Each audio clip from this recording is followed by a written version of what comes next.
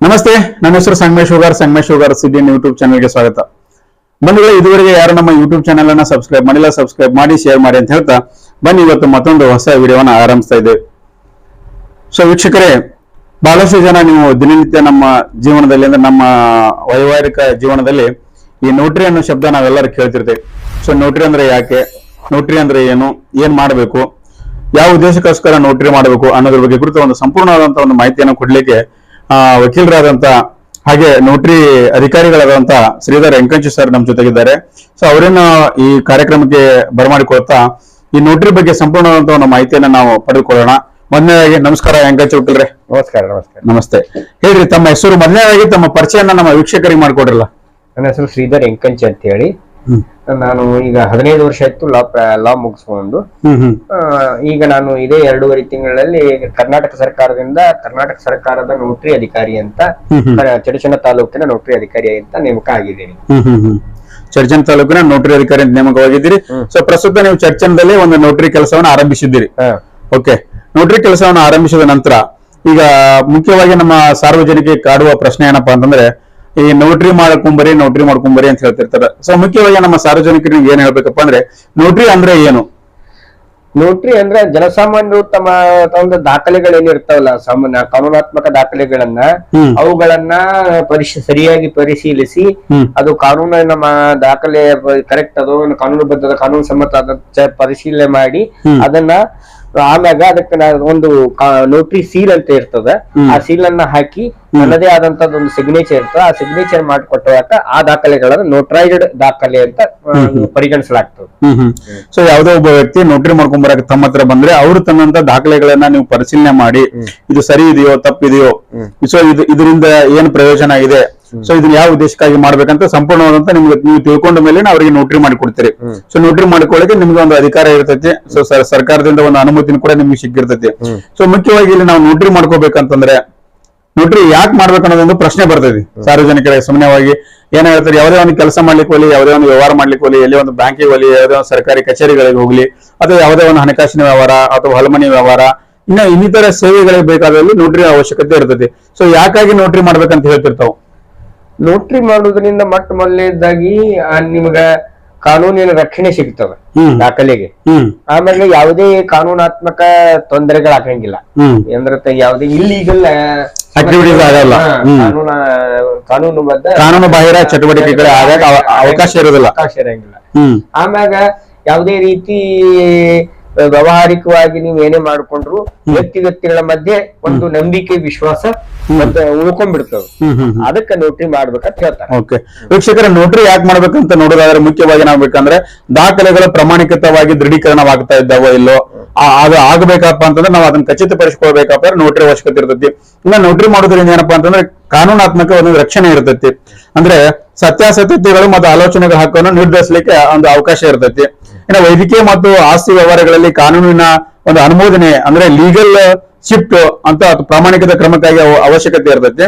ಮುಖ್ಯವಾಗಿ ವಿವಾದಗಳನ್ನ ತಪ್ಪಿಸಲು ಅಂದ್ರೆ ಈಗ ನಮ್ಮ ಹತ್ರ ಏನು ದಾಖಲೆ ಇರ್ಲಿಲ್ಲಪ್ಪ ಅಂತಂದ್ರೆ ನಾವ್ ಏನಂತ ಕಾನೂನು ಹೋರಾಟ ಮಾಡ್ಲಿಕ್ಕೆ ಆಗತ್ತ ಅಂತ ಒಂದು ಹೋರಾಟ ಮಾಡ್ಲಿಕ್ಕೆ ಅಥವಾ ಕಾನೂನಾತ್ಮಕವಾಗಿ ನಾವ್ ಏನಾದ್ರು ಮಾಡ್ಲಿಕ್ಕೆ ಬಂದ್ರೆ ನಾವು ನೋಟ್ರಿ ಒಂದು ಮುಖ್ಯವಾಗಿ ಮಾಡ್ಬೇಕಾಗುತ್ತೆ ಅಂತ ಹೇಳ್ತಾ ಇದ್ದಾರೆ. ಸೊ ಇನ್ ನೋಟ್ರಿ ಮಾಡೋದ್ರಿಂದ ಏನೇನು ಪ್ರಯೋಜನ ಅಂತ ನೀವು ಹೇಳ್ತೀರಿ ವಕೀಲರು? ನೋಟ್ರಿ ಮಾಡುವುದರಿಂದ ಮೊಟ್ಟಮೊದಲನೇದ್ದು ನಿಮ್ಗ ಕಾನೂನಾತ್ಮಕ ಇದು ಸಿಗ್ತದೆ, ಮಾನ್ಯತೆ ಸಿಗ್ತದೆ. ಒಂದು ನೋಟ್ರಿ ಮಾಡಿದ ದಾಖಲೆಗಳನ್ನ ನೀವು ಎಲ್ಲೇ ಒಯ್ದು ಅದನ್ನ ಯಾವುದೇ ಸರ್ಕಾರಿ ಕಚೇರಿಗಳಲ್ಲಿ ಅಥವಾ ಸಂಘ ಸಂಸ್ಥೆಗಳಲ್ಲಿ ಅದನ್ನ ಒಯ್ದು ಕೊಟ್ರೆ ಅದೊಂದು ಲೀಗಲ್ ಡಾಕ್ಯುಮೆಂಟ್ ಅಂತ ಪರಿಗಣಿಸ್ತಾರ. ಇನ್ನೊಂದು, ನೀವು ನೋಟ್ರಿ ಮಾಡಿದಂತ ಈ ಸಾಮಾನ್ಯವಾಗಿ ಒಪ್ಪಂದ ಪತ್ರಗಳಾಗಲಿ ಕರಾರು ಪತ್ರಗಳಾಗಲಿ ಅವಾಗ ಈಗ ಹಣಕಾಸಿನ ಖರೀದಿ ಪತ್ರಗಳಾಗಲಿ ಯಾವುದೇ ಒಯ್ದ್ರೆ ಅದನ್ನ ನ್ಯಾಯಾಲಯದಲ್ಲಿ ಹಾಜರುಪಡಿಸಿದ್ರು ಸಹಿತ ಅದನ್ನು ಲೀಗಲ್ ಡಾಕ್ಯುಮೆಂಟ್ ಅಂತ ಕನ್ಸಿಡರ್ ಆಗುತ್ತೆ. ಅಲ್ಲ, ಹಾಜರುಪಡಿಸಬೇಕಾದ್ರೆ ಮುಖ್ಯವಾಗಿ ನೋಟ್ರಿ ಮಾಡಿರ್ಬೇಕು. ಓಕೆ ಇನ್ನು ಮುಖ್ಯವಾಗಿ ನಾವು ನೋಡೋದಾದ್ರಪ್ಪ ಅಂತಂದ್ರೆ ಯಾವ್ಯಾವ ಕಾರಣಗಳಿಗೆ ನೋಟ್ರಿ ಮಾಡಬೇಕು ಅಂತ ಹೇಳಿ ಒಂದು ಪ್ರಶ್ನೆ ಬರ್ತೈತಿ. ಮುಖ್ಯವಾಗಿ ನಾವು ಇಲ್ಲಿ ಆಸ್ತಿ ಖರೀದಿಗೆ ಮತ್ತು ಮಾರಾಟಕ್ಕೆ ಮಾಡ್ಬೇಕಾದ್ರೆ ನ್ಯಾಯಾಲಯದಲ್ಲಿ ಒಂದು ಅರ್ಜಿ ಸಲ್ಲಬೇಕಾದ್ರೆ ಅಲ್ಲಿ ಇರ್ತಕ್ಕಂಥ ಪ್ರಮಾಣ ಪತ್ರಗಳಿಗೆ ನೋಟ್ರಿ ಮಾಡ್ಬೇಕಾಗುತ್ತಾ. ಅಫಿಡವಿಟ್ ಅಂತ ಹೇಳಿ ಬರ್ತದೆ, ದೃಢೀಕರಣ ಪ್ರಮಾಣ ಪತ್ರ ಅಂತ ಹೇಳಿ ಬರ್ತೈತಿ. ಮತ್ತು ಶಾಲಾ ಮತ್ತು ವಿದ್ಯಾಭ್ಯಾಸ ಸಂಬಂಧಿತ ದಾಖಲಾತಿಗಳಿಗೆ ನೋಟ್ರಿ ಮಾಡ್ಬೇಕಾಗುತ್ತೆ. ಜೊತೆಗೆ ಹೆಸರು ಬದಲಾವಣೆ ಮಾಡ್ಲಿಕ್ಕೆ, ದೇಶ ವಿದೇಶಗಳಿಗೆ ವೀಸಾ ಅಥವಾ ಇಮಿಗ್ರೇಷನ್ ಸಂಬಂಧಿತ ದಾಖಲೆಗಳಿಗೆ ನ್ಯಾಯಾಲಯ ಮತ್ತು ಸರ್ಕಾರಕ್ಕೆ ಸಲ್ಲಿಸಬೇಕಾದಂತ ಸಂಬಂಧಪಟ್ಟ ದಾಖಲೆಗಳಿಗೆ ಅರ್ಜಿ ಸಲ್ಲಿಸಬೇಕಂದ್ರೆ ಕೂಡ ನಾವು ನೋಟ್ರಿ ಮಾಡಿಸ್ಬೇಕಂತ ಹೇಳ್ತೀರಿ. ಹೀಗಾಗಿ ಬಹಳಷ್ಟು ನೋಟ್ರಿ ಅವಶ್ಯಕತೆ ಐತೆ ಅಂತ ಹೇಳ್ತಿರ್ತಾವ. ನೋಟ್ರಿ ಅವಶ್ಯಕತೆ. ಓಕೆ, ಇನ್ನ ನೋಟ್ರಿ ಮಾಡದಿದ್ರೆ ಏನೇನು ಸಮಸ್ಯೆಗಳು ಬರ್ತದೆ? ಯಾಕಂತಂದ್ರೆ ನೋಡ್ರಿ, ಈಗ ಒಂದು ಸಾಕಷ್ಟು ಸಮಸ್ಯೆಗಳು ಬರ್ತಾ ಇರ್ತಾವ. ಯಾವುದೇ ಒಂದು ವಸ್ತು ಕಳೆದಿರ್ತೈತಿ, ಅಥವಾ ನೀವು ಯಾರಿಗೆ ದುಡ್ಡು ಕೊಟ್ಟಿರ್ತೀರಿ, ದುಡ್ಡು ಕಟ್ಟ ಬಗ್ಗೆ ನೀವು ಪೊಲೀಸ್ ಸ್ಟೇಷನ್ಗೆ ಹೋದ್ರಪ್ಪ ಅಂತಂದ್ರೆ, ಸರ್ ನಾನು ರೊಕ್ಕ ತಗೊಂಡ್ ನಾನು ಕೊಡಲ್ಲ ಅಂತ ಪೊಲೀಸ್ ಸ್ಟೇಷನ್ಗೆ ಹೋದ್ರೆ ಪೊಲೀಸರು ಮೊಟ್ಟ ಮೊದಲನೇದಾಗಿ ಕೇಳೋ ಪ್ರಶ್ನೆ ಏನಪ್ಪಾ ಅಂತಂದ್ರೆ, ನಿಮ್ಮ ಹತ್ರ ಏನಾದ್ರು ದಾಖಲೆ ಇದೆಯಾ, ನಿಮ್ಮ ಹತ್ರ ಏನಾದ್ರು ಪ್ರೂಫ್ ಇದೆ, ಸರಿನಾ? ಸರಿ, ಹೌದಿಲ್ಲ? ಓಕೆ, ಈ ಪ್ರಶ್ನೆ ಕೇಳ್ತಾರಂತೀರಿ. ಯಾವುದೇ ಒಂದು ಪೊಲೀಸ್ ಸ್ಟೇಷನ್ ಆಗಲಿ, ಯಾವುದೇ ಒಂದು ಆಫೀಸರ್ ಹತ್ರ ಹೋದ್ರೆ, ಅಧಿಕಾರಿಗಳ ಹತ್ರ ಹೋದ್ರೆ, ಎಲ್ಲಿ ಹೋದ್ರು ನಿಮ್ಮ ಹತ್ರ ಏನ್ ಪ್ರೂಫ್ ಇದೆ ಇವ್ರಿಗೆ ಕೊಟ್ಟಿನ ಅನ್ನಕ. ಹಾಗಾಗಿ ಮುಖ್ಯ ನೀವು ನೋಟ್ರಿ ಮಾಡ್ಬೇಕಂತೀರಿ. ಓಕೆ, ನೋಟ್ರಿಯನ್ನ ಮಾಡದಿದ್ರೆ ಏನ್ ಸಮಸ್ಯೆಗಳಾಗುತ್ತೆ ಅಂತೀರಿ? ತೊಂದರೆಗಳು ಏನೇನ್ ಹಾಕುವಂತೀರಿ ನೀವು? ನೋಟ್ರಿ ಮಾಡೋದ್ರಿಂದ ಸಮಸ್ಯೆ ಅಂದ್ರೆ ಅವ್ನಿಗೆ ಅವ ಏನ್ ಕೆಲಸ ಮಾಡಿರ್ತಾನ ಅದಕ್ಕೆ ಕಾನೂನಿನ ಬಾಧ್ಯತೆ ಮಾನ್ಯತೆನೇ ಸಿಗಂಗಿಲ್ಲ, ಕಾನೂನಿನ ಮಾನ್ಯತೆ ಇರುವುದಿಲ್ಲ. ಆಮೇಲೆ ಅವನಿಗೆ ಕಾನೂನಿನ ಸಂರಕ್ಷಣೆ ಪಡ್ಕೊಳ್ಳಕ್ಕೆ ಸಾಧ್ಯ ಆಗಂಗಿಲ್ಲ. ಅಂದ್ರೆ ವ್ಯವಹಾರದಲ್ಲಿ ಸಂಕಷ್ಟ ಅನುಭವಿಸಬೇಕಾಗತ್ತ ನೋಟ್ರಿ ಮಾಡದೇ ಇದ್ರ. ಮತ್ತೆ ತಮ್ಮ ಹಕ್ಕುಗಳನ್ನು ಕಳೆದುಕೊಳ್ಳುವಂತ ಒಂದು ಅವಕಾಶಗಳಿರ್ತಾವ, ತಮ್ಮ ಹಕ್ಕುಗಳನ್ನು ಕಳೆದುಕೊಳ್ಳುವಂತ ಸಾಧ್ಯತೆ ಇರ್ತೈತಿ. ಸೊ ಓಕೆ ವಕೀಲ್ರಿ, ಈಗ ಸದ್ಯಕ್ಕೆ ನೀವು ಏನ್ ಹೇಳ್ತಾ ಇದ್ರಪ್ಪ ಅಂದ್ರೆ ನೋಟ್ರಿ ನಾವು ಸಾಕಷ್ಟು ವಿಷಯಗಳನ್ನು ತಿಳ್ಕೊಂಡೇವಿ. ನೋಟ್ರಿ ಯಾಕೆ ಮಾಡ್ಬೇಕು, ನೋಟ್ರಿ ಮಾಡೋದ್ರಿಂದ ಏನ್ ಪ್ರಯೋಜನಗಳು, ಏನು ಉದ್ದೇಶ, ಮತ್ತೆ ನೋಟ್ರಿ ಅಂದ್ರೆ ಏನು, ಇಷ್ಟೆಲ್ಲಾ ವಿಚಾರಗಳನ್ನ ನಮ್ ಜೊತೆಗೆ ಹಂಚಿಕೊಂಡ್ರಿ. ಇನ್ನ ನೋಟ್ರಿ ಎಲ್ಲಿ ಮಾಡ್ಬೇಕಂತ ಹೇಳ್ತಿರ್ತಾವ? ಈಗ ನೋಟ್ರಿ ಅಂದ್ರೆ ಮೊದಲ ನೋಟ್ರಿ ನ್ಯಾಯಾಲಯಗಳ ಮುಂದೆ ಒಬ್ರು ನೋಟ್ರಿ ಅಂತ ಹೇಳಿ ನೇಮಿತವಾದಂತ ಅಧಿಕಾರಿಗಳಿರ್ತಾರ ನ್ಯಾಯಾಲಯದ ಮುಂದೆ, ಅವ್ರ ಕಡೆ ನೋಟ್ರಿ ಮಾಡ್ಕೋಬಹುದು. ಆಮ್ಯಾಗ ಇಲ್ಲ ಅಂದ್ರ ನೋಟ್ರಿ ಅಧಿಕಾರಿಗಳು ಎಲ್ಲೆಲ್ಲಿ ತಮ್ಗ ಅನುಕೂಲ ಆಗ್ಯಾರ ಅಲ್ಲೆಲ್ಲ ನೋಟ್ರಿ ಅಧಿಕಾರಿಗಳ ಮುಂದೆ ಹೋಗಿ ನೋಟ್ರಿ ಮಾಡ್ಕೋಬೇಕು. ಓಕೆ, ಸೊ ವೀಕ್ಷಕರೇ, ಈಗ ಮುಖ್ಯವಾಗಿ ನಾವು ಹೇಳೋದೇನಪ್ಪಾ ಅಂತಂದ್ರೆ, ನೋಟ್ರಿ ಅನ್ನೋದ್ರ ಬಗ್ಗೆ ಬಹಳಷ್ಟು ಮುಖ್ಯವಾದಂತ ನೋಟ್ರಿ. ಈ ನೋಟ್ರಿ ಮಾಡೋದ್ರಿಂದ ಇದುವರೆಗೆ ನಮ್ಮ ವಕೀಲರು ಹೇಳ್ದಂಗ ಸಾಕಷ್ಟು ಅನುಕೂಲತೆಗಳು ಇದಾವೆ. ನೋಟ್ರಿ ಮಾಡದೇ ಇದ್ರೆ ಏನೇನು ಅನಾನುಕೂಲತೆಗಳು ಅದಾವ ಅನ್ನೋದ್ರ ಬಗ್ಗೆ ಕೂಡ ಅವರು ಉತ್ತಮವಾದಂತ ಒಂದು ಮಾಹಿತಿ ಕೊಟ್ಟರು. ಸೊ ಈಗ ಸದ್ಯ ಅವರೇ ಒಂದು ನಮ್ಮ ಚಡ್ಚನ್ ತಾಲೂಕಿನ ಅವರಿಗೆ ನಮ್ಮ ಪಟ್ಟಣದಲ್ಲಿ ಇರ್ತಕ್ಕಂಥ ಚಡ್ಚನ್ ತಾಲೂಕಿನ ಪಟ್ಟಣದಲ್ಲಿ ಮುಖ್ಯವಾಗಿ ಕೇಂದ್ರ ಬಿದ್ದಂತ ತಾಲೂಕು ಕೇಂದ್ರದಲ್ಲಿ ಅವರದೇ ಆದಂತ ಒಂದು ಕಚೇರಿಯನ್ನು ತೆಗೆದಿದ್ದಾರೆ. ಸುಮಾರು ಒಂದು 2.5 ತಿಂಗಳಿಂದ ಈ ನೋಟ್ರಿ ಸೇವೆಯನ್ನು ಆರಂಭಿಸಿದಿರ್ತಾವು. ನಮ್ಮ ಚಡ್ಚನ್ ತಾಲೂಕಿನಲ್ಲಿ ಸಾಕಷ್ಟು ಸಾರ್ವಜನಿಕರು ನೋಟ್ರಿ ಮಾಡಿಸ್ಕೊಂಡ್ ಬರ್ಲಿಕ್ಕೆ ಮುಂಚೆ ಎಲ್ಲ ನಮ್ಗೆ ಸಾಕಷ್ಟು ಏನ್ ಸಮಸ್ಯೆಗಳಂದ್ರ, ನಾವು ಪ್ರತಿಯೊಂದು ನೋಟ್ರಿ ಮಾಡ್ಲಿಕ್ಕೆ ಇಂಡಿಗೆ ಹೋಗ್ಬೇಕಾಗಿತ್ತು, ಇಲ್ಲಾಂದ್ರೆ ಬಿಜಾಪುರಕ್ಕೆ ಹೋಗ್ಬೇಕಾಗಿತ್ತು. 100 ರೂಪಾಯಿ ಖರ್ಚು ಮಾಡ್ಕೊಂಡು ನಾವು ಅಲ್ಲಿಗೆ ಬಸ್ ಚಾರ್ಜ್ ಮಾಡ್ಕೊಂಡು ಹೋಗಿ ಒಂದಿನ ಮುಂಜಾನೆ ಹೋದರೆ ಸಂಜೆನವರೆಗೆ ಹೋಗಿ ಕೆಲಸ ಬಿಟ್ಟು ಮಾಡ್ಕೊಂಡು ಅಲ್ಲಿ ಇದ್ಕೊಂಡು ನೋಟ್ರಿ ಮಾಡ್ಕೊಂಡು ಬರುವಂತ ಒಂದು ಸಾಕಷ್ಟು ಅನಾನುಕೂಲತೆಗಳು ನಮ್ಗೆ ಆಗ್ತಾ ಇತ್ತು.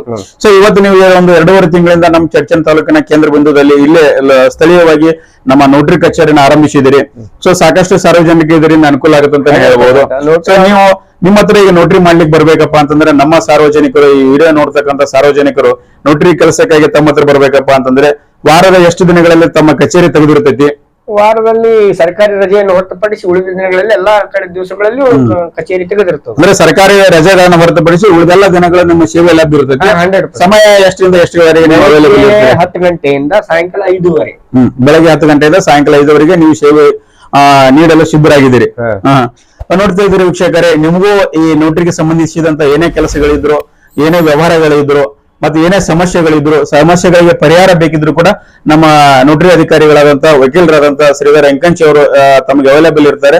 ಡಿಸ್ಕ್ರಿಪ್ಷನ್ ಅಲ್ಲಿ ಅವರ ನಂಬರ್ ಅನ್ನು ಕೊಟ್ಟಿರ್ತೀನಿ, ಕರೆ ಮಾಡಿ ಹೆಚ್ಚಿನ ಮಾಹಿತಿಯನ್ನು ಪಡೆಯಬಹುದು. ಯಾವ್ಯಾವ ವ್ಯವಹಾರಕ್ಕೆ, ಎಂತಿಂತ ಕೆಲಸಗಳಿಗೆ ಎಷ್ಟೆಷ್ಟು ರೂಪಾಯಿ ಬಾಂಡ್ ತಗೋಬೇಕು, ಮತ್ತೆ ಹೇಗೆಲ್ಲ ಕಾಗದ ಪತ್ರಗಳನ್ನ ಸಿದ್ಧತೆ ಮಾಡ್ಕೊಳ್ಬೇಕು, ನೀವು ಹೇಗೆ ಸೇಫ್ ಜೂನ್ ಅಲ್ಲಿ ಉಳಿಬೇಕು, ಅಂದ್ರೆ ಯಾವುದೇ ಒಂದು ವ್ಯವಹಾರ ಮಾಡ್ಕೊಂಡ್ರೆ ನೀವು ಅದನ್ನ ಯಾವ ಮಟ್ಟಿಗೆ ನೀವು ಅದನ್ನ ವ್ಯವಹಾರದಲ್ಲಿ ತೊಡಗಿಕೊಂಡಿರ್ತೀರಿ, ಮತ್ತೆ ಅದ್ರ ವ್ಯವಹಾರವನ್ನು ಸುರಕ್ಷಿತವಾಗಿರಿಸಲು ಮತ್ತೆ ಅದರಿಂದ ಏನೇನೋ ನಾವು ಅನುಕೂಲತೆಗಳು ಆಗ್ತಾವ ಅನ್ನೋದ್ರ ಬಗ್ಗೆ ಕುರಿತು ಸಂಪೂರ್ಣವಾದಂತ ಒಂದು ಅವ್ರ ಮಾಹಿತಿ ನಿಮ್ಗೆ ನೀಡ್ತಾರೆ. ಸೊ ನೋಟ್ರಿ ಅವಶ್ಯಕತೆ ಬಹಳಷ್ಟು ಮುಖ್ಯವಾಗಿದೆ.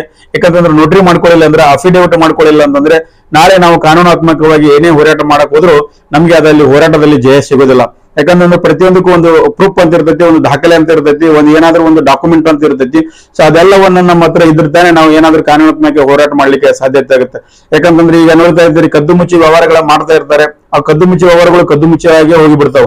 ಯಾಕಂತಂದ್ರೆ ನಾವು ಲೀಗಲ್ ಆಗಿ ಫೈಟ್ ಮಾಡ್ಬೇಕಪ್ಪ ಅಂದ್ರೆ ಕಂಪಲ್ಸರಿ ಆಗಿ ನೋಟ್ರಿ ಮಾಡಿಸಬೇಕು, ಅಫಿಡೇವಿಟ್ ಮಾಡ್ಕೋಬೇಕಾಗುತ್ತೆ. ಯಾವುದೇ ಒಂದು ಪ್ರಮಾಣ ಪತ್ರವಾಗ್ಲಿ, ಯಾವುದೇ ಒಂದು ಕೆಲಸವನ್ನ ನಾವು ಮಾಡ್ಕೋಬೇಕಾದ್ರೆ ಕಂಪಲ್ಸರಿ ಆಗಿ ನೋಟ್ರಿ ಮಾಡ್ಕೊಳ್ಳೋದ್ರಿಂದ, ಬಾಂಡ್ ಮೇಲೆ ನೋಟ್ರಿ ಮಾಡ್ಕೊಂಡು ಸಿಗ್ನೇಚರ್ ತಗೋದ್ರಿಂದ ಇದರಿಂದ ನಾವು ಸಾಕಷ್ಟು ನಮ್ಗೆ ಪ್ರಯೋಜನ ಆಗುತ್ತೆ ಅಂತ ಹೇಳ್ಬೋದು. ಇಷ್ಟೊತ್ತು ಈ ಒಂದು ಕಾರ್ಯಕ್ರಮದಲ್ಲಿ ಭಾಗವಹಿಸಿ ನಮಗೆ ನೋಟ್ರಿ ಬಗ್ಗೆ ಸಂಪೂರ್ಣ ಆದಂತ ಒಂದು ಮಾಹಿತಿ ಕೊಟ್ಟದಕ್ಕಾಗಿ ಧನ್ಯವಾದ. ನಮಸ್ಕಾರ.